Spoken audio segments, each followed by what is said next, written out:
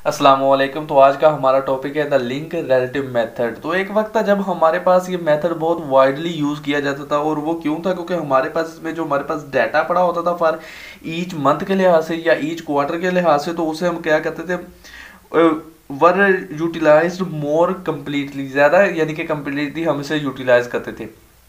तो अब देखें, अब हमारे पास नाउ डेज ये जो हमारे पास मेथड है ये इतना यूज़ नहीं होता। क्यों नहीं होता? कि इसके डिसएडवांटेजेस जो हैं वो हमारे पास आउटवेट करते हैं इसके एडवांटेजेस को। इसका मतलब ये है कि इसके एडवांटेजेस इतने ज़्यादा नहीं हमें होते निकालने के, जितने हमें इसके साथ डिसएडवांटेजेस होते हैं। तो देखें, अब हमारे पास इसमें हम कर क्या रहे होते हैं। इसमें हमारे पास हम ट्रेंड कंपोनेंट के इफेक्ट को क्या करते हैं, एलिमिनेट करवाते हैं। तो यानी कि आपको पता यहाँ पर चल गया होगा कि हमारे पास लिंक रिलेटिव मेथड जो है वो ट्रेंड कंपोनेंट के इफेक्ट को क्या कर रहा होता है, एलिमिनेट करवाता है, यानी कि ट्रेंड कंपोनेंट को एलिमिनेट करवाता है।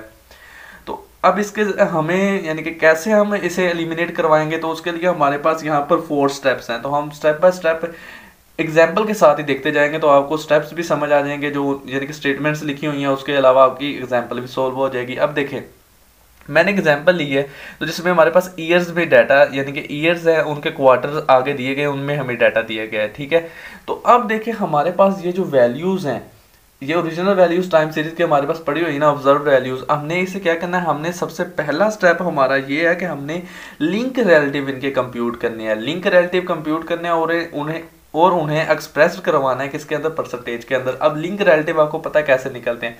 फर्स्ट वाला जो आपका होगा वो तो आपका वैसे ही रह जाएगा, यानी कि इसका कोई लिंक रिलेटिव नहीं है। लिंक रिलेटिव आपको अगर याद हो, अगर मैंने इसका लिंक रिलेटिव निकालना हो सेकंड का, तो मैंने क्या करना था, 89 डिवाइडेड बाय जो इसका प्रीसीडिंग, जो इससे पहले आ रहा है। ठीक है, अगर आपको याद हो, आपने किया था इसमें इंडेक्स नंबर के अंदर, यानी कि हम क्या कहते थे कि जो हमारे पास करंट और उसके बाद में उसके जो प्रीवियस वैल्यूज पड़ी होती थी, ठीक है, उसके ऊपर हम डिवाइड कराते थे। तो अब देखें, अब हमारे पास ये क्या है, यानी कि हमारे पास हमने अगर इसका निकालना होता तो हमें पता है 89 और उसके प्रीसीडिंग जो वैल्यू क्या पड़ी हुई है 71। तो अगर मैं इससे फिर बाद में एक्सप्रेस करवा दूं परसेंटेज के ऊपर, तो ये मेरे पास क्या निकल के आ रहा है, लिंक रिलेटिव, जिसे मैंने परसेंटेज के अंदर एक्सप्रेस करवाया है। अब देखें, अब अगर मुझे पता होता मैंने थर्ड क्वार्टर के लिए कैसे निकालना, तो मैं क्या कहता 106 डिवाइडेड बाय उसके प्रीसीडिंग क्या पड़ा है मेरे पास 89। तो इस तरह अब इसे मैं मल्टीप्लाई 100 के साथ कर देता। तो ये मेरी इस तरह करके आप अपने सारे क्या कर सकते थे, लिंक रिलेटिव निकाल सकते थे। तो ये तो आपका हो गया फर्स्ट स्टेप कि आपने लिंक रिलेटिव कैसे निकालने थे। अब इसके सेकंड स्टेप क्या होता है, आपने अरेंज करना होता है जो लिंक रिलेटिव आपके पास आए हैं उन्हें बाय मंथ्स और क्वार्टर्स। यानी कि अगर आपके पास मंथ का डाटा दिया गया होता तो आपने मंथ के लिहाज से अरेंज कर लेना था, अगर आपके पास क्वार्टर का डाटा दिया गया तो क्वार्टर के लिहाज से अरेंज यानी कि आप देखें आपके पास लिंक रिलेटिव निकल के आए तो आप उसे अरेंज करके लिख रहे हैं। वहां पर आप यहाँ पर देखें मैंने कंप्यूट किया ना, तो यहाँ पर मैं लिख रहा हूँ, यहाँ पर मैंने वैसे भी एक लिख दिया था कि आप कैसे निकाल सकते हैं। तो अब देखें यहाँ पर आपके पास ये वैल्यूज आ गई। अगर आपको अब देखें अब आपको पता चल गया होगा कि आपकी फर्स्ट की वैल्यू नहीं आ सकती, क्योंकि आपका यहाँ पर प्रीसीडिंग आपके पास वैल्यू नहीं पड़ी हुई इसकी। तो आपको इतना पता चल गया कि आपने अरेंज करके लिख लिया। तो इसमें अब आपने क्या करना है, आपने फाइंड करनी है an appropriate average. Appropriate average आपने फाइंड करनी है जो हमारे पास ये रिलेटिव्स लिंक रिलेटिव दिए गए होंगे फॉर ईच मंथ या ईच क्वार्टर के लिए, उनके लिए आपने एक अप्रोप्रिएट एवरेज फाइंड करनी है। अब देखिए हमारे पास 4 मंथ है, तो मुझे 4 मंथ के लिए एक अप्रोप्रिएट एवरेज चाहिए। तो वो अप्रोप्रिएट एवरेज आप मीडियन के जरिए भी फाइंड कर सकते हैं, आप मीन के जरिए भी फाइंड कर सकते हैं। तो यूजली इसमें हमारे पास मीडियन यूज होता है। ठीक है, जब हम लिंक रिलेटिव मेथड करेंगे तो इसमें ज़्यादातर हमारे पास आमतौर पर हमारे पास क्या होता है, मीडियन यूज़ होता है। आप मीन के ज़रिए भी कर सकते हैं, तो लेकिन आपको उसने कह दिया कि हमें ज़्यादातर इसलिए ये यूज़ होता है, तो आप ये भी करें। अब देखें, अब हमारे पास क्या है, अब हमारे पास ये देखें कि आपको पता है कि मीडियन की वैल्यू कैसे निकलेगी। मीडियन में आपको सबसे पहले डाटा को अरेंज करना होता है इन असेंडिंग ऑर्डर। तो आपने ये नहीं कि यहाँ पर अब आपने अरेंजिंग करनी स्टार्ट कर देनी है, बिल्कुल नहीं। अब देखें, अगर मैं यहाँ पर ही कहूँ ना, तो यहाँ पर मेरा डाटा क्या पड़ा हुआ है, यहाँ पर मेरा डाटा क्या अरेंज है, नहीं है। तो मैं इसे साइड पर पहले खुद ही रफ तौर पर कर लूँगा। कैसे कि देखिए मुझे पता है कि 124.7 मेरी फर्स्ट ऑब्जर्वेशन थी, 125.4 मेरी सेकंड है, फिर उसके बाद में मेरे पास आनी थी 126.8, फिर मेरे पास आनी थी 127.6। तो मुझे मीडियन क्या मीडियन क्या होता था हमारे पास, अगर हमारे पास 4 ऑब्जर्वेशन है तो इनकी जो सेंटर 2 वैल्यूज हैं इनका मैंने क्या करना था, इन दोनों को मैंने प्लस करके 2 पे डिवाइड कर देना था, यानी कि 125.4 प्लस 126.8 डिवाइडेड बाई 2। और अगर ऐसी 5 वैल्यूज होती तो आपने सेंटर वाली वैल्यू उठा लेनी थी। तो इस तरह आपके पास क्या आ जाएगी, मीडियन की वैल्यू आ जाएगी। यहाँ पर भी आप ऐसे मीडियन की वैल्यू निकाल लेंगे और यहाँ पर भी निकाल लेंगे। तो यहाँ पर हमारे पास एक अप्रोप्रिएट हमने एवरेज निकाल ली है, जो हमारे पास लिंक्स दिए गए, लिंक रिलेटिव दिए गए थे हमारे पास ईच क्वार्टर के लिए। तो यहाँ तक आपको सेकंड स्टेप की भी समझ आ गई होगी। अब थर्ड स्टेप में आपने क्या करना होता है, थर्ड स्टेप में आपने जो ये एवरेज निकाली है रिलेटिव्स की, इसे आपने कन्वर्ट करना होता है into series of chain relatives. तो इसे आपने लिंक रिलेटिव में चेंज कैसे करना था, bye setting the value of January और द फर्स्ट क्वार्टर एज 100। इसका मतलब क्या था, अगर आपके पास मंथ दिए गए होते तो आपको पता पहला मंथ आपका जनवरी था, तो उसने क्या कहा है कि अगर आपके पास मंथ में होते तो आपके पास यहाँ पर आपको पता था 12 मंथ आने थे। तो फर्स्ट मंथ आपने क्या कर लेना था जनवरी, तो उसे आपने 100 उसकी वैल्यू आपने 100 ले लेनी थी। अगर आपके पास क्वार्टर्स है तो आपने फर्स्ट क्वार्टर की वैल्यू क्या ले ली है, यहाँ पर आपने वो 100 ले ली है। फिर आपने carry the process to include the first unit of the next period. अब इसे आपको वो समझा कैसे रहा है, मैं बताता हूँ आपको। ये देखें, आपके पास ये फर्स्ट आपको पता है कि आपने लिंक रिलेटिव कैसे निकालने होते। तो लिंक रिलेटिव आपको पता है कैसे निकालते हैं कि आपने जो हमारे पास ईयर पढ़ा होता था, तो हमारे पास यहाँ पर क्वार्टर्स पढ़े हैं तो हम क्वार्टर के लिहाज से बात करते हैं। यानी कि मेरे पास ये जो वैल्यू पड़ी है 100, ठीक है, मैंने ये 100 लेनी थी, मल्टीप्लाई बाय मैंने 126.1 करना था और डिवाइडेड बाय फिर मैंने 100 के ऊपर मैंने हर एक को डिवाइड करना है। ठीक है, ये नहीं कि ये वाला 100 के ऊपर ही सबने डिवाइड होना है। लिंक रिलेटिव ऐसे ही निकलते हैं। और इसका मतलब ये है कि आपके पास ये जो आंसर आएगा तो नेक्स्ट आपने जो आगे मूव करना है, यानी कि फर्स्ट क्वार्टर यहाँ पर आपका जो लिंक रिलेटिव है वो, और आपके पास एवरेज पड़ी हुई है उसकी वैल्यू सेकंड क्वार्टर की। आप देखें, आपने 100 और 126 को मल्टीप्लाई कर लिया, फिर 100 के ऊपर डिवाइड, तो आपके पास आंसर आ गया, वो आपका ये वाला। अब आपने कैसे मूव करना है, अब आपने 126 और इसके बाद में अब यहाँ पर सेकंड है तो यहाँ पर थर्ड वाला आप ऐसे मूव कर रहे हैं। देखें, आपके पास ऐसे मूव किया तो आपके पास अब ये वाली वैल्यू आ जाएगी। अब आपने क्या करना, 152.6 यहाँ पर थर्ड वाला क्वार्टर है तो यहाँ पर फोर्थ वाला क्वार्टर है।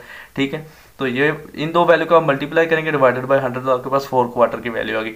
इसी तरह आपने अब ये दोबारा हम क्या कर रहे हैं, फर्स्ट क्वार्टर की वैल्यू यहाँ पर निकालेंगे।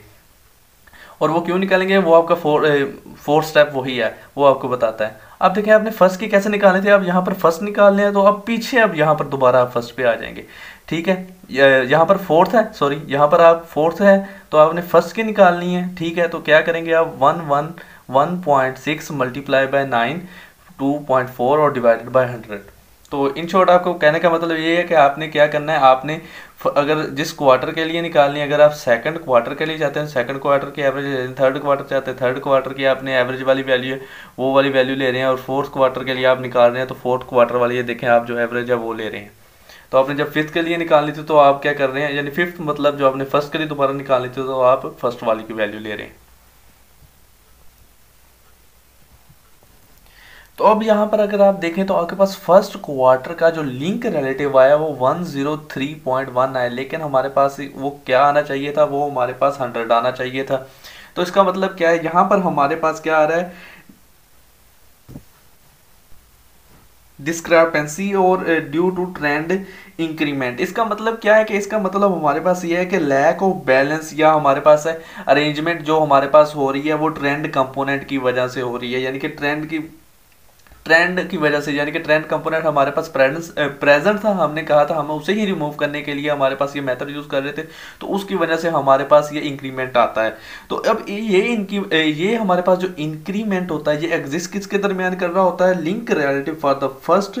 अब देखें, हमारे पास अगर मंथ में डाटा दिया गया होता तो फर्स्ट मंथ, तो हमारे पास क्वार्टर में डाटा किया है तो फर्स्ट क्वार्टर के अंदर, and for the next end date for the next period, और नेक्स्ट पीरियड्स के अंदर जो हमारे पास ये है इनके अंदर ये हमारे पास क्या है, ये ट्रेंड की जो हमारे पास इफेक्ट है वो यहाँ पर इसमें है, जो इन्फ्लुएंस आ रही है जो हमारे पास अब आई है, ये हमारे पास अब देखें इन्फ्लुएंस आई कितनी है, अगर मैं कहूँ तो 103.1 माइनस 100, तो मेरे पास 3.1, ये जो इन्फ्लुएंस आई है ये हमारे पास बिटवीन इनके है। अब देखें, अब हमारे पास ये अब हमें पता है हमें एडजस्ट तो करना पड़ेगा इसे, तो हमने अब चेन रिलेटिव की जगह अब हमने क्या निकालने, एडजस्टेड चेन रिलेटिव्स निकालने हैं। यानी कि जो हमारे पास चेन रिलेटिव निकले हैं हमने उसे एडजस्ट करना है। तो हम अब उसे एडजस्ट कैसे करेंगे, जो हमारे पास ये जो इंक्रीमेंट आया है, तो ये जो हमारे पास इंक्रीमेंट आया है उसका अगर हमारे पास मंथ्स में डाटा दिया गया होता तो सेकंड मंथ के लिए, ठीक है, अब हमारे पास फोर्थ क्वार्टर है, पहले आपको मैं क्वार्टर के लिए बता देता हूँ। अगर आपने सेकंड क्वार्टर के लिए अब निकालना है तो आपने क्या करना है कि आप देखें, आपने इंक्रीमेंट लिया, ये देखें 3.1 और उसका 1/4, ठीक है, यानी कि इसका 1/4 हमें चाहिए। इसका जो आपके पास जवाब आएगा, अगर मैं लिख दूँ तो इसका 0.77 कुछ आएगा, तो आपने इस वाली वैल्यू में से उसे माइनस कर देना है, यानी कि 106.1 माइनस 0.77, तो आपके पास ये वाला आंसर आ जाएगा आपका एडजस्टेड चेन रिलेटिव। अब आपने ऐसे ही जब आपने थर्ड के लिए निकालना है तो अब आपने फिर दोबारा नहीं ये करना कि आपने 1/4 ही कर देना, नहीं, आपने जब थर्ड के लिए निकालना है तो आपने क्या करना है, इसका 2/4, ठीक है, इसमें से सब्ट्रैक्ट करवा देना है। इस इंक्रीमेंट का 2/4 आपने लेना है, उस 2/4 को बाद में जो हमारे पास आंसर है यानी कि 152.6, ये मेरे ख्याल में तकरीबन 1 पॉइंट कुछ आएगा, तो ये हमारे पास क्या होगा, ये माइनस हो जाएगा, तो हमारे पास ये वाला आंसर आ जाएगा। इसी तरह आपने फोर्थ के लिए जब निकालना है तो आपने क्या करना है, 3.1 को आपने क्या करना है, उसका 3/4 पार्ट जो है हमारे पास 3/4 ऑफ ये जो हमारे पास वैल्यू आएगी उसे आपने क्या करना, उसे आपने 1 यानी कि 111.6 इसको आप ये जो आंसर आएगा इसमें से आपने क्या करना, माइनस कर देना है। तो फिर आपके पास ये आपके पास एडजस्टेड हमारे पास ये सारे के सारे आ जाएंगे। तो ये देखें, अब हमारे पास ऐसे क्या आ गया, ये हमारे पास है एडजस्टेड चेंज रिलेटिव्स। ये हमारे पास वैल्यूज यहाँ तक आपको सारा पता चल गया होगा कि हमने कैसे निकाली है। अब अगर हमारे पास मंथ्स में होता तो आपने क्या करना था, आपने 1/12 करना था सेकंड मंथ के लिए, फिर आपने ऐसे ही मूव करते जाना था 2/12 थर्ड मंथ के लिए, 3/12 फोर्थ मंथ के लिए, ठीक है, एंड सो ऑन। तो यहाँ तक हमारे पास एडजस्टेड चेन रिलेटिव तो आ गए, लेकिन हमने क्या फाइंड करना होता था, हमने सीजनल इंडेक्स फाइंड करने हैं। तो इसमें तो अब हमारे पास क्या है, अब हमने सीजनल इंडेक्स को ऑब्टेन करने के लिए आपने क्या करना है, आपने इसमें रिड्यूस करवा देना है adjusted link relatives को to the same level as the first quarter। तो इसे आप same level of first quarter के मुताबिक कैसे एडजस्ट करेंगे वो आप कर सकते हैं। आपने मल्टीप्लाई करवाना है एडजस्टेड चेंज रिलेटिव को by correction factor that will make the averages of all the indexes equal to 100। अब इतना ज़्यादा ये बोलने का क्या था, इसका मतलब ये था, अब देखें अब हमारे पास ये क्या है, ये हमारे पास एक एडजस्टेड चेंज रिलेटिव हमारे पास उसकी वैल्यू पड़ी हुई ना, तो आपने इसे आपने इसे सीजनल रिलेटिव के अंदर चेंज कैसे करना था वो मैं आपको बताता हूँ। अब देखें आपने क्या करना है, आपके पास अगर 100 की वैल्यू पड़ी है ना तो 100 डिवाइडेड बाय आपने क्या करना है, आपके पास जो ये वैल्यू टोटल की पड़ी हुई है ये वाली, और इसे मल्टीप्लाई किसके साथ करवा देना है, 400 के साथ।